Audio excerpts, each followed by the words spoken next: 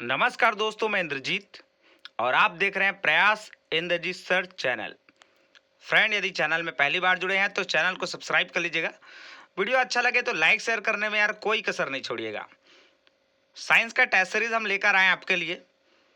कुछ पोर्शन छूटे हुए थे, उसको आज हम कवर कर रहे हैं। चलिए देखिएगा, पहला क्वेश्चन आपको दिखाया जा रहा है। बहुत अच्छा प्रश्न है और सारे प्रश्न आपको बहुत अच्छे ही मिलेंगे। देखिए क्वेश्चन है, यदि आपतित किरण व परावर्तित किरण के बीच का कोण 120 अंश है तो आपतन कोण क्या होगा, ये आपको पूछा है। प्रिंट थोड़ा मिस्टेक है ना, पढ़ रहा हूं उससे आप समझ जाइएगा। आपतन कोण आपको पूछा है। अब देखिएगा, आपतित किरण और परावर्तित किरण के बीच का कोण आपको दिया है ना। तो हम जानते हैं कि आपतित किरण और परावर्तित किरण के बीच भैया एक अभिलंब भी होता है और अभिलंब और आपतित किरण के बीच बनने वाला कोण कहलाता है आपतन कोण। क्लियर? तो 120 का आधा कर लीजिएगा, आंसर आपका आ जाएगा 60। क्लियर? ऑप्शन नंबर ए आपका करेक्ट आंसर हो जाएगा। इस कंडीशन में यदि आपको परावर्तन कोण भी पूछा रहता तो वो भी 60 हो जाता। क्लियर? चलिए अगला क्वेश्चन देखिएगा, ये भी बहुत सुंदर क्वेश्चन है। मानव नेत्र का भाग है दृढ़पटल, आइरिस, पुतली, यह सभी। तो हम जानते हैं कि मानव नेत्र के ये सभी पार्ट हैं। आपका दृढ़पटल हो गया, आइरिस हो गया, पुतली हो गया। जैसे किसी को मान लो समझ नहीं आ रहा है कि दृढ़पटल क्या होता है, तो भी आप आइरिस और पुतली को देख के ही समझ सकते हैं। ये दोनों हैं बी और सी, तो यह सभी आपका करेक्ट आंसर हो जाएगा, ऑप्शन नंबर डी। चलिए अगला क्वेश्चन देखिएगा, ये भी बहुत शानदार क्वेश्चन है। क्वेश्चन है, नेत्र लेंस होता है, अर्थात आंख में जो लेंस होता है उसके बारे में पूछा गया है। लेकिन क्वेश्चन इस बार जबरदस्त आपको ऑप्शन चेंज करके पूछा है। अभिसारी, अपसारी, उत्तल व अवतल या इनमें से कोई नहीं। तो नॉर्मली यदि आपको उत्तल या अवतल दिया जाता तो आप इजिली बता लेते। अच्छा, यहाँ दिया ऑप्शन नंबर सी में उत्तल और अवतल, तो दोनों तो हो नहीं सकता, इनमें से कोई नहीं, और बाद में चेक किया जाएगा। पहले हम देखते हैं अभिसारी और अपसारी क्या होता है। तो अभिसारी क्रिया में होता क्या है कि जितने भी प्रकाश किरणें आएगी वो एक जगह केंद्रित हो जाएगा, और अपसारी में क्या होगा, सभी प्रकाश किरणें को फैला दिया जाता है ना। तो आपका जो अभिसारी लेंस कहलाता है उत्तल लेंस और अपसारी लेंस कहलाता है अवतल लेंस। तो हम सभी जानते हैं कि हमारे जो आंख है उस पर डबल उत्तल लेंस होता है ना। और उत्तल लेंस का काम क्या है, सारी किरणों को एक जगह केंद्रित करना। तो इस क्रिया को हम कहते हैं अभिसारी, और उत्तल लेंस को कहते हैं अभिसारी लेंस। इसलिए ऑप्शन नंबर ए आपका करेक्ट आंसर हो जाएगा। नेक्स्ट क्वेश्चन देखिएगा, बेहद शानदार क्वेश्चन है ये भी। किस रंग के प्रकाश के लिए नेत्र सर्वाधिक संवेदनशील है? लाल, नीला, बैगनी और आपका पीला। तो इसमें तो नो डाउट है ना, सबसे बढ़िया आपके लिए क्या है, तो वो है लाल रंग। क्लियर? चलिए आगे देखिएगा,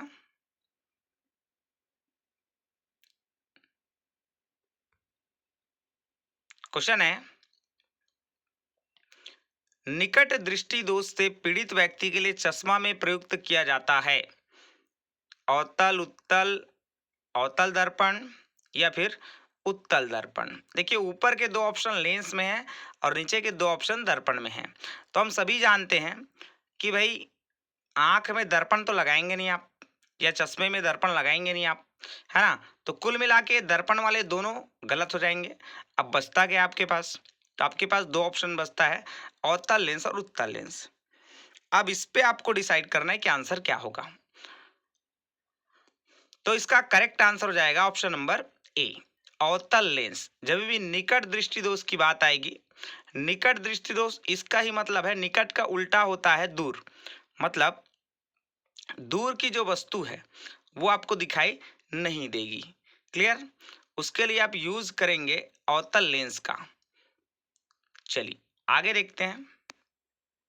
अगर इसी में भाई एक क्वेश्चन पूछ ले आपको, जैसे यहाँ तो निकट दृष्टि दोष पूछा है, मान लो आपको पूछ लेता दूर दृष्टि दोष के लिए कौन सा चश्मा यूज करेंगे, तो आपको आंसर लेना है उत्तल लेंस। क्लियर?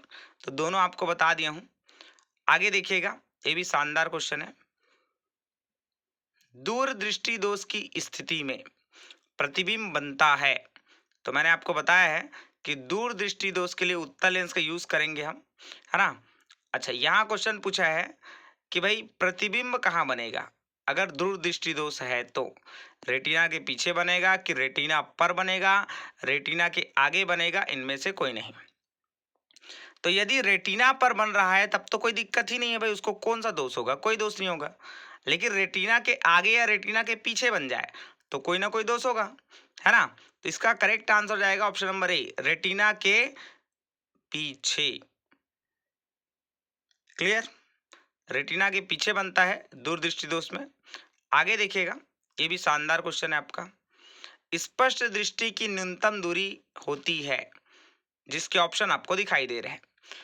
कहने का मतलब ये है कि जो आपका आंख है वो कितनी दूरी तक स्पष्ट देख सकता है।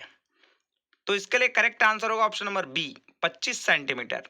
हमारा जो आंख है वो 25 सेंटीमीटर एकदम परफेक्ट देख सकता है, उसके बाद आपको थोड़ा थोड़ा धुंधला दिखना चालू हो जाएगा। क्लियर? आगे देखिएगा, ये तो बहुत शानदार क्वेश्चन है। देखिए क्वेश्चन क्या बोला है। उत्तल लेंस द्वारा बनने वाले प्रतिबिंब की स्थिति, यदि वस्तु फोकस पर हो तो प्रतिबिंब कहाँ बनेगा। बहुत इजी है भाई, यदि वस्तु फोकस पर है तो प्रतिबिंब बनेगा अनंत पर। अच्छा, मान लो क्वेश्चन ऐसा पूछता कि यदि वस्तु अनंत पर है तो प्रतिबिंब कहाँ बनेगा, तो बनता फोकस में। अल्टरनेट याद रखेगा, है ना। वस्तु फोकस में है तो प्रतिबिंब अनंत पर, और वस्तु अनंत पर है तो प्रतिबिंब बन जाएगा आपका फोकस पर। क्लियर? ऐसे अल्टरनेट उसको याद रखिएगा। आगे देखिएगा, ये भी शानदार क्वेश्चन है आपका। देखिए क्वेश्चन क्या बोल रहे हैं। परावर्तन कोण और आपतन कोण में संबंध होता है, तो हम सभी जानते हैं आपतन कोण और परावर्तन कोण सदैव आपस में बराबर होते हैं। ऑप्शन नंबर ए आपका करेक्ट आंसर हो जाएगा। आगे देखिएगा, देखिए ये भी बहुत शानदार क्वेश्चन है। उत्तल लेंस द्वारा बनने वाले प्रतिबिंब की स्थिति क्या होगी यदि वस्तु 2f पर हो तो प्रतिबिंब कहाँ बनेगा। देखिए क्वेश्चन प्रयास के एंट्रेंस एग्जाम में पहले भी आ चुका है। तो जब भी आप वस्तु को 2f पर रखेंगे तो प्रतिबिंब भी कहाँ बनेगा, 2f पर ही बनेगा, ये ध्यान रखेगा। चलिए अगला देखिएगा।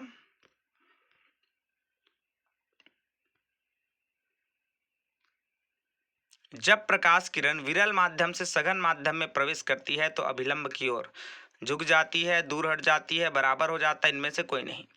तो हमेशा याद रखिएगा, जब भी प्रकाश किरण विरल से सघन में आएगा तो आपको एक ट्रिक बताता हूँ, वी सा झू और सा वी दू।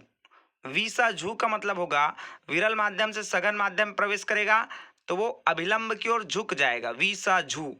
और यदि उल्टा करते हैं सविदु, अर्थात सघन से विरल में प्रवेश करेगा तो अभिलंब से दूर हट जाएगा। ठीक, तो अभी हमको पूछ रहा है विसाजु अर्थात विरल से सघन में प्रवेश कर रहा है तो अभिलंब की ओर झुक जाएगा। ऑप्शन नंबर ए हमारा करेक्ट आंसर हो जाएगा। तो यदि उल्टा भी पूछता है तो आप इजिली बता पाएंगे, पूरा एक्सप्लेन करके आपको बता रहा हूं। अगला देखिएगा, बेहद शानदार क्वेश्चन है। ऐसे क्वेश्चन पहले भी पूछे जा चुके हैं भाई, इसलिए अच्छे से करिएगा। क्वेश्चन है, उत्कृष्ट धातुएं सामान्यता होती है निष्क्रिय सक्रिय दोनों, कोई नहीं। तो देखिएगा, उत्कृष्ट धातु मतलब सोना चांदी प्लेटिनम, ये सभी के आपके उत्कृष्ट धातु हैं। और आप जानते हैं कि उत्कृष्ट धातु जो है वो निष्क्रिय होता है, किसी के साथ क्रिया नहीं करता, इसलिए हम उसका यूज करते हैं आभूषण बनाने के लिए, है ना, क्योंकि वो निष्क्रिय होता है। मान लो क्रिया करता तो हम उसको आभूषण के रूप में पहन ही नहीं पाते, इसलिए हमारा करेक्ट आंसर हो जाएगा ऑप्शन नंबर ए। ओके, चलिए नेक्स्ट। ये भी शानदार क्वेश्चन है भाई। ठीक है, क्वेश्चन क्या बोला है, शल्य चिकित्सा के उपकरण हैं, तो स्टेनलेस स्टील, स्टील, लोहा, इनमें से कोई नहीं। बहुत ही शानदार क्वेश्चन है, जो आपका सर्जिकल इंस्ट्रूमेंट होता है उसके लिए क्वेश्चन है। तो बेटा इसका आंसर हो जाएगा stainless steel, option number A. Clear, चलिए आगे देखिएगा।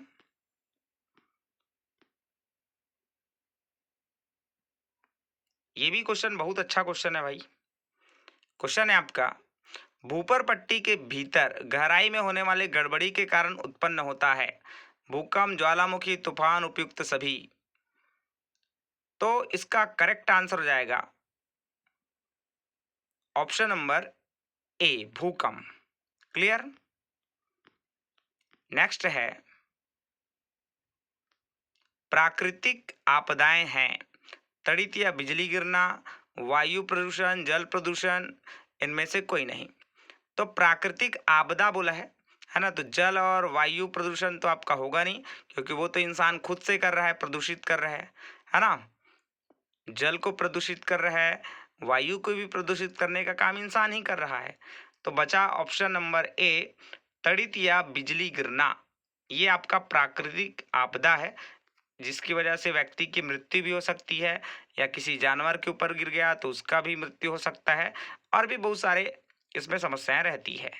चलिए आगे देखिएगा, ये भी शानदार क्वेश्चन है बॉस, इस वीडियो का सबसे बेहतरीन क्वेश्चन है ये। देखिए क्वेश्चन क्या है, यदि चंद्रमा पर बम विस्फोट हो तो उसकी आवाज पृथ्वी पर कितने समय बाद सुनाई देगी? 8 मिनट, 20 मिनट, आधा घंटा, इनमें से कोई नहीं। अब ये थोड़ा सा समझिएगा क्या बोला है। चंद्रमा पर बम विस्फोट हो रहा है भैया, तो पृथ्वी पर आवाज कितने समय बाद सुनाई देगा? तो पहली बात तो सुना ही नहीं देगा, तो इसका करेक्ट आंसर हो जाएगा ऑप्शन नंबर डी, इनमें से कोई नहीं, क्योंकि सुना ही नहीं देगा। अच्छा क्यों नहीं देगा? देखिए, ध्वनि जैसे मैं अभी बोल रहा हूं और आप सुन पा रहे हैं, तो कोई ना कोई माध्यम होगा तभी आप सुन पा रहे हैं। अर्थात ध्वनि के लिए माध्यम की आवश्यकता होती है, जबकि प्रकाश के लिए माध्यम की आवश्यकता नहीं है। सूर्य प्रकाश कहीं भी आ सकता है, क्योंकि अंतरिक्ष से होके ही आ रहा है, और अंतरिक्ष में क्या है, निर्वात है, कुछ भी नहीं है वहाँ, है ना। लेकिन ध्वनि आ पा रहा है क्या? या अंतरिक्ष में जाके आप बोलेंगे तो क्या सुनाई देगा? क्या नहीं देगा, क्योंकि वायुमंडल वहाँ है ही नहीं है ना। तो इसके लिए माध्यम की आवश्यकता होती है ध्वनि के लिए। और चंद्रमा से पृथ्वी, है ना, पृथ्वी और चंद्रमा के बीच कोई ऐसा माध्यम ही नहीं है जिसके कारण सुनाई दे। इसलिए इसका करेक्ट आंसर हो जाएगा ऑप्शन नंबर डी, इनमें से कोई नहीं। क्लियर, बहुत शानदार क्वेश्चन था ये। चलिए आगे देखते हैं, ये भी शानदार क्वेश्चन है। क्वेश्चन है आपका, एकल कोशिका होती है, शुक्राणु, माइटोकॉन्ड्रिया, अमाशय, इनमें से कोई नहीं। तो बेटा एकल कोशिका जब भी पूछेगा आपको, आपको आंसर लेना है ऑप्शन नंबर ए, शुक्राणु, स्पर्म। क्लियर, इसमें केवल एक कोशिका होती है। आगे देखिएगा, ये तो बेहद शानदार क्वेश्चन है। देखिएगा, एक्स एक्स क्रोमोसोम मिलने से उत्पन्न संतान। तो एक्स और एक्स क्रोमोसोम जब भी मिलेगा बेटा, तो जो उत्पन्न होगा संतान, वो पूछ रहा है आपको लड़का होगा कि लड़की होगा। तो एक्स एक्स जुड़ेगा तो हो जाएगा आपका ऑप्शन नंबर बी, लड़की। और यदि एक्स वाई जुड़ेगा तो हो जाएगा लड़का। क्लियर, चलिए आगे देखते हैं। ये सब जितना भी बता रहा हूँ, एक्सप्लेन कर रहा हूँ, वो सब याद रखेगा, बहुत काम की चीजें बता रहा हूँ। अगला क्वेश्चन बेहद शानदार है। ऐसा क्वेश्चन आपने पहले भी देखा होगा। सोलर कुकर के अंदर कौन सा पेंट लगाया जाता है? लाल रंग का, सफेद रंग का, काला रंग का, या हरा रंग का? तो बताइएगा क्या हो सकता है इसका आंसर। इसका करेक्ट आंसर हो जाएगा ऑप्शन नंबर सी, काला रंग। अब क्यों होगा? तो देखिए भाई, सोलर कुकर के अंदर हम लगाएंगे काला रंग, और हम जानते हैं काला रंग जो है वो ऊष्मा का अच्छा अवशोषक होता है ना। तो प्रकाश को अच्छे से अवशोषित कर लेगा। जितना ज्यादा प्रकाश अवशोषित करेगा उतना ही ज्यादा क्या होगा, सोलर कुकर गर्म होगा, और गर्म होगी उतनी ही जल्दी वह भोजन बनाएगा, है ना। हम सभी जानते हैं सोलर कुकर से भोजन बनाया जाता है ना। और वो प्रकाश की सहायता से बनाया जाता है, उसमें गैस वगैरह का कोई यूज नहीं होता है ना। चलिए आगे देखते हैं बेटा। ये क्वेश्चन बहुत जानदार क्वेश्चन है। देखिए, डॉल्फिन मछली के बारे में बोला है। तो डॉल्फिन मछली कौन सी तरंगे छोड़ती है? श्रव्य, पराश्रव्य, अश्रव्य और इनमें से कोई नहीं। तो ये तरंगे तो आप जानते ही होंगे। जैसे श्रव्य तरंगे है ना, जिसको आप सुन पाते हैं उसको श्रव्य तरंगे बोलते हैं, है ना। पराश्रव्य और अश्रव्य तरंगे आप नहीं सुन पाएंगे। क्लियर। कभी कभी क्वेश्चन ऐसा भी आता है, जैसे पिछले साल क्वेश्चन आया था, श्रव्य तरंगों की आवृत्ति तो होता है बेटा 20 से 20,000 हर्ट्ज के बीच होता है ना। 20,000 हर्ट्ज से ज्यादा वाला पराश्रव्य कहलाएगा और 20 हर्ट्ज से कम वाला कहलाएगा आपका अश्रव्य तरंगे। अब हमारा क्वेश्चन है डॉल्फिन मछली के लिए। तो डॉल्फिन मछली कौन सी तरंगे छोड़ती है? तो ये छोड़ता है बेटा ऑप्शन नंबर बी, पराश्रव्य तरंगे। क्लियर। अच्छा, चमगादड़ से भी प्रश्न आएगा तो भी आपको लेना है आंसर ऑप्शन नंबर बी, पराश्रव्य तरंगे, क्योंकि चमगादड़ भी पराश्रव्य तरंगे छोड़ता है ना। वो तरंगों के माध्यम से ही आगे बढ़ता है भाई, ये ध्यान रखेगा। आपने ये भी सुना होगा कि डॉल्फिन को एक चतुर मछली कहा जाता है, वो आसानी से पकड़ाएगा नहीं, है ना। तो उसको इसलिए कहा जाता है क्योंकि वो लगातार क्या करता है, पराश्रव्य तरंगे छोड़ते रहता है। तो जब वो पराश्रव्य तरंगे छोड़ता है लगातार, तो यदि सामने में कुछ खतरा है तो उससे तरंगे टकरा कर आती है और उसको पता चल जाता है कि इधर खतरा है, तो उधर वो जाता ही नहीं है, इसलिए कभी वो पकड़ाता नहीं है। समझ आ गया। तो ये आपको ध्यान में रखना है डॉल्फिन के बारे में।